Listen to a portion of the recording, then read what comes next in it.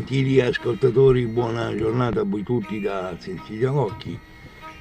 Ritornando sul caso di Liliana, in attesa che venga data notizia di un'altra donna scomparsa appunto da Trieste, che ancora non si sanno le generalità, dunque io non posso vedere quello che potrebbe essere accaduto.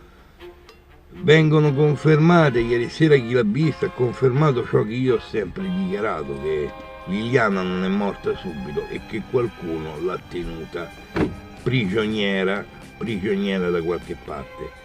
E tutto lascia pensare che si tratti appunto di un omicidio, quello che io ho sempre detto.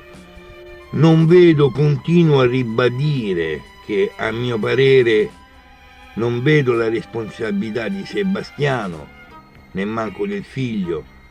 A questo punto, ieri sera, vedendo Claudio Sterpin, non mi è sembrato una persona malvagia, ecco, vedendolo bene non mi è sembrato, però questa donna qualcuno gli ha fatto del male.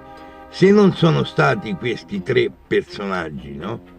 E io so che non c'entrano nulla, chi è stato a fare del male a Liliana?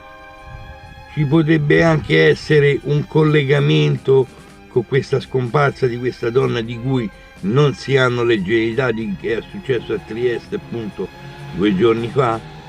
Staremo a vedere. Comunque io ribadisco che Liliana non aveva nessuna intenzione o motivo da suicidarsi e che qualcuno le ha fatto del male.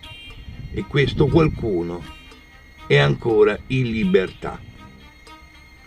Di nuovo amici, buon proseguimento di giornata a voi tutti, da Sensitivo all'Occhio di Civitavecchia.